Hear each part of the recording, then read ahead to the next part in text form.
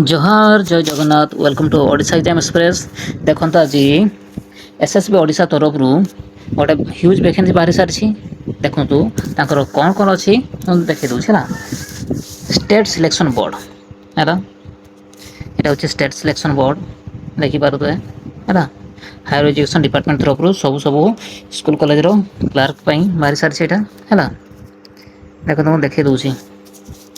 कौन देख रिक्वायरमेंट है requirement to the post junior assistant statics public है ये सब अच्छी देन कौन कौन अच्छी देख है government of college NCC different NCC group head है हेल्थ फैमिली वेलफेयर डिपार्टमेंट एगार सब सब बाहरी सारी है देखो से स्टार्टिंग टा देखे यहाँ देख पूरा देखी है opening date and time online application केबेठू देख 11/3/2024 रु है स्टार्ट जेहेतु आज 2:30 PM रु स्टार्ट हो सारी एवं क्लोजिंग डेटा के 13/4/2024 है 11:45 पर्यंत तो कौन हम ये देख सेटा कौटी एप्लाय करेंगे आपण मैंने हूँ ssbodisha.ac.in यहाँ दिखाई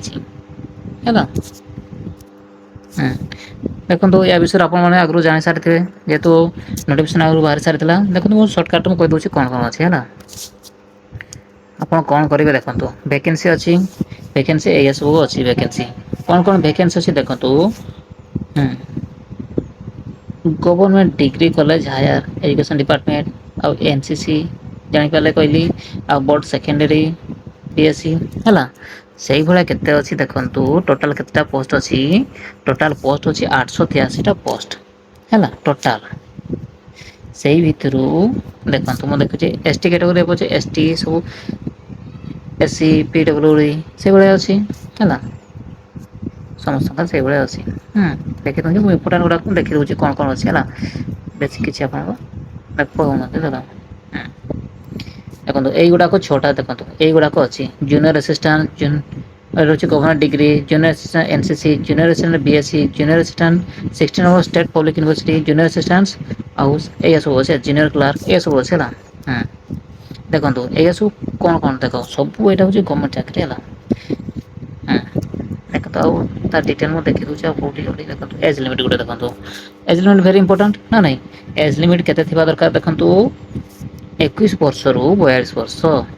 21 वर्ष के दरकार 42 वर्ष के सुधा 1 जनवरी 2026 सुधा है देख 1 जनवरी 1984 एंड नॉट लेटर देन 1 जनवरी 2005 है यहाँ थी दरकार आउ से जानते एस टी एस सी मान 5 इयर्स रिलैक्सेशन थाए एक सर्विस मान 10 इयर्स ये आप आगु जानते ना नहीं ये सब अच्छी यहाँ बस आउ देखु आउ कौन अच्छी देखो इम्पोर्टाट रिजर्वेशन यस अच्छी देखो एजुकेशन क्वालिफिकेशन से भाया माने समस्त किस मिनिमम +3 पास करवा दरकार bachelor degree equivalent degree in any discipline from recognised university है आउ किस adequate knowledge in basic computer skill with certification है कंप्यूटर नॉलेज भी थिबा दरकार ता सहित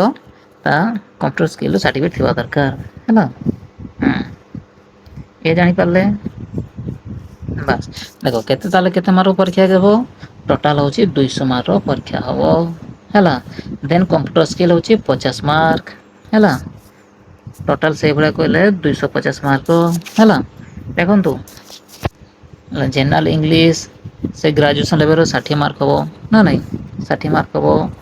then general knowledge current affair 40 mark हम mathematics 40 mark reasoning mental 60 mark से भाया टोटाल 200 हम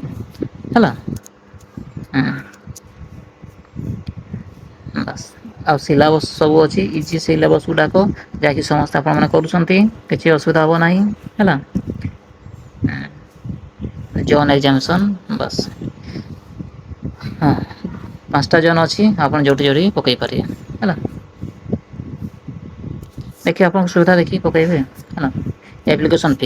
फी जनरल मान अच्छी 500 ହେଲା ଆଉ STSC PWD ତାଙ୍କ ଅଛି 200 ହେଲା। ଏଇଟା ହେଉଛି ତାଙ୍କର ଯଦି ଆପ୍ଲାଏ କରିବେ ତା ସହିତ ବ୍ୟାଙ୍କ ତାଙ୍କ ଡିଟେଲ୍ ସବୁ ଅଛି ଏଇଠି ଆପଣ ଦେଇପାରିବେ ହେଲା।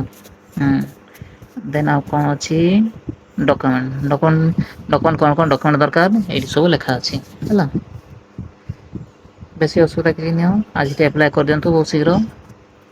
ହାଉ ଟୁ ଆପ୍ଲାଏ କରିବା ପାଇଁ ଆଗରୁ ହେଉଛି ଏଇ ସାଇଟକୁ ଯାଇକି ଆପଣମାନେ ଆପ୍ଲାଏ କରିପାରିବେ ହେଲା। ହୁଁ ହୁଁ ଦେନ୍ ଦେଖ ଏଇଟା ସବୁ ଡିଷ୍ଟ୍ରିକ୍ଟର ସବୁ ଡିଷ୍ଟ୍ରିକ୍ଟ ୱାଇଜ୍ କେତେ କେତେ ଭ୍ୟାକେନ୍ସି ଏଇଟା ସବୁ ଦିଆଯାଇଛି ହେଲା। ଏଠି ଦେଖିନେବେ ଭଲସେ 28ଟା ଡିଷ୍ଟ୍ରିକ୍ଟ ଆରାମସେ ଦେଖିନେବେ। ତାହେଲେ ଦେଖନ୍ତୁ ପିଲାମାନେ ଆଉ ଡେରି ନକରି ଶୀଘ୍ର ଶୀଘ୍ର ଆପ୍ଲାଏ କରିଦିଅନ୍ତୁ। ପିଲାମାନେ ଥ୍ୟାଙ୍କ ୟୁ।